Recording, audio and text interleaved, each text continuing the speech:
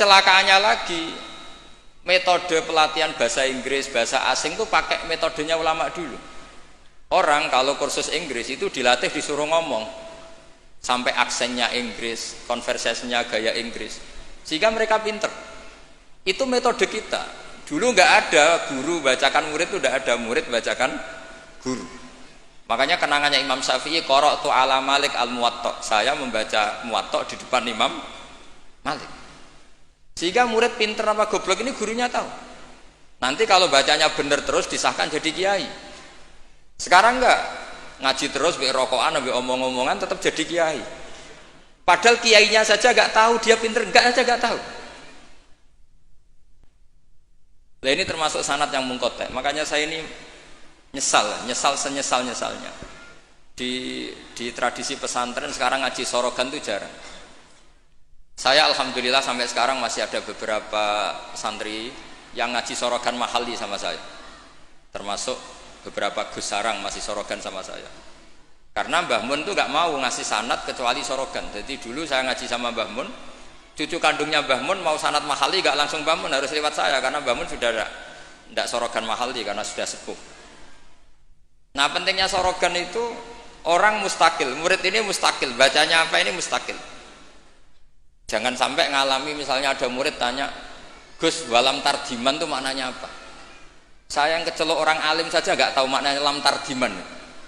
Setelah tak lihat ternyata di bab khed walam tarodaman dia baca langsung lam tardiman.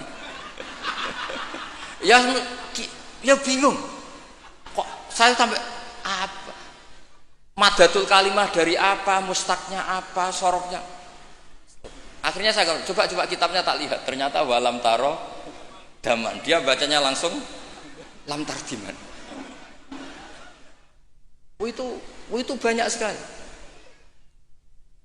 Nah makanya saya mohon lah di dukun ini orang-orang yang alim atau ustadz alim itu harus tetap ada tradisi ngaji sorogan, terutama bagi khiyaru ahli, orang-orang pilihan. Dulu sahabat ngaji Rasulullah Quran itu ya sahabat yang baca. Dulu saya ngaji Quran, setor Quran min awali hatta akhiri ya saya yang baca. Beberapa kali saya baca kitab di depan Mbah Mun, di depan Gus-Gus, di depan kiai-kiai saya. Dia kiai dulu itu tahu ini sudah alim, ini belum, ini setengah alim, ini setengah waras, ini tidak waras, itu tahu. Karena kelihatan sekali, tingkat naifnya itu kelihatan sekali. Misalnya ada anak baca misalnya begini, An Abdillahi bin Amrin. Itu gurunya pasti tahu. Lucung kok Amrin ada wawunya berarti bener. Misalnya An Abdillahi bin Umaro, itu gurunya langsung tahu.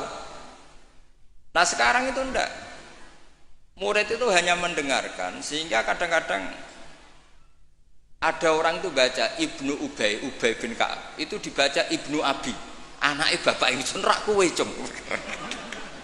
Jadi ini kecelakaan seperti ini enggak boleh terjadi. Ada lagi murid yang tanya gini, ini setengah pinter tapi ya setengah goblok.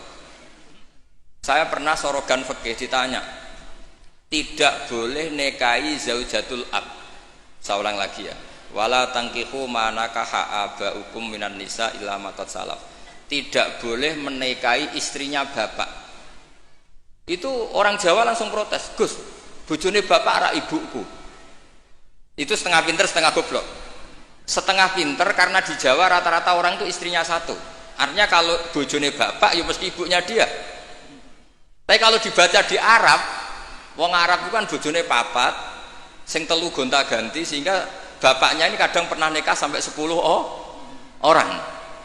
Paham ya? Orang Arab, mungkin orang Jawa Timur ya rodok Arab, banyak kiai yang istrinya ada satu kan. Nah sebetulnya orang Jawa Timur yang paling tidak iskal karena saya ulang lagi ya. Sehingga dia tanya, Gus, bojone bapak ora ibu. Mosok wong kok dilarang kawin bojone bapak? Ya mesti wae ra bakal wong bojone bapak iku ibu. Dia protes, kenapa harus dilarang wong karuan ndak mungkin terjadi. Tak terangno. Kalau orang Arab kan mungkin, yaitu bojone bapak satu ibu kamu, dua Sri, terus Wahyuni atau siapa. Ini orang yang pernah dinikahi bapak kamu itu haram kamu nikah. Nah berhubung dia orang Jawa, bojone bapak itu mesti ibu, karena ibu istrinya satu. Nah itu setengah pinter setengah goblok. Setengah pinternya bisa bantah, agak cerdas lah, bisa usul gitu. Setengah gobloknya itu sebetulnya ketika dengan ibunya itu bahasa Arabnya bukan zaujatul ab tapi ummuka. Kamu tidak boleh menikahi ummuka. Jadi bukan dimasukkan zaujatu abika. Jadi kalau dalam bahasa fikih itu status yang dipakai status terdekat. Jadi misalnya saya menghukumi ibu saya ya ummi, itu ibu saya. Tapi ketika istrinya bapak yang lain harus distatuskan zaujatu abika.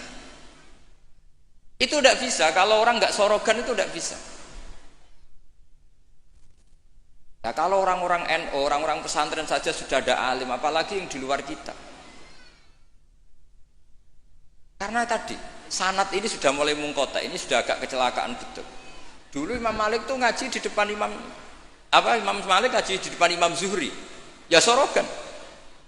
Imam Syafi'i ngaji di depan Imam Malik, baca muwatta khatam benar semua. Terus qad ana laka antuftiya, ana itu sudah saatnya kamu iftah. Karena membaca min awali hatta akhiri benar semua. Masih ngaji sama Sufyan bin Uyainah, masih ngaji sama Sufyan As-Sauri. Terakhir beliau ngaji sama Muhammad bin Hasan Asy-Syaibani di Irak. Itu semuanya yang baca Imam Syafi'i, sak logikanya. Terakhir dites begini Imam Syafi'i, sama sih. Saya termasuk sering baca kitab Risalatus Syafi'i. Saya sering baca kitab sering baca kitab Risalatus Syafi'i. Itu dites begini. Kata Sufyan As-Sauri, ya Aba Abdillah, kalau manggil Syafi'i itu Aba Abdillah, ma makna hadisi la tuharrikut tayra min makinnatiha. Gurunya yang satu tidak baca makinnatiha tapi min wakanatiha. Jangan gerakkan burung dari sangkarnya. Kalau sampai yang dibedai mesti jawab ini, kurang penggawean apa ngobrak-ngobrak manuk kan gitu. Tapi Imam Syafi'i dengan fasihnya menerangkan orang Arab itu kalau mau pergi itu tatoyur. Tatoyur itu pakai ukuran terbangnya burung. Nak digusah terbang ke kanan ila aimana berarti alamat baik. Kalau berterbang as'ama atau aisaro berarti buruk. Itu kalau ada burung di hutan terus digusah. Kalau nggak ada burung di hutan, dia memang nyimpan burung diletakkan di kurungan, tapi kurungannya dibuka terus diubrak.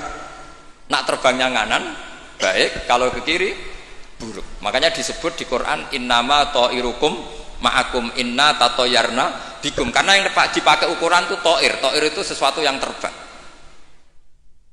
Itu Imam Syafi'i langsung paham.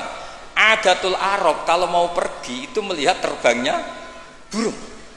Sehingga makna hadis la tuharrikut tayra min makinnatiha, jangan mentaklekkan barokah tidaknya pergi berdasar terbangnya burung, tapi berdasar pergi kamu itu fi taatillah atau fi maksiatillah.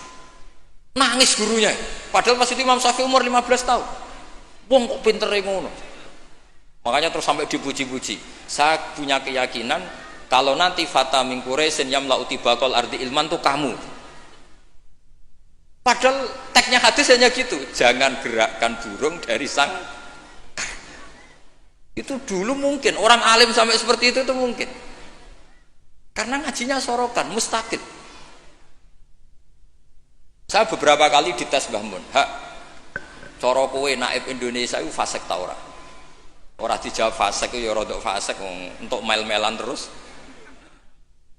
Nak dijawab fasik padha karo ngukumi nikahe wong sak Indonesia agak sah mergo waline napa? Nah, kula pengalaman karena kula sering ngaji sama Mbah Mun pengalaman. Jenengan rak kepengin nikahe wong sak Indonesia sah. Iya, aku kepengin sah. Nak ngoten tak hukumi mboten fasik. Itu Mbah Mun sewenengnya saya sampai diambungi itu dia bilang gitu. Cara wong Arab nak seneng diambung bombonan. Kowe ku muridku tenan kata. Karena itu memang jebakan. Jadi ya sudah seperti itu. Itu mungkin kalau ngaji sorogan. Tapi nak ngaji kilatan ya mau nyenggaki sholawat tok. Sholale. Oh semata ana wong tenan. Amit tenan. Loh kenapa? Sholawatnya baik.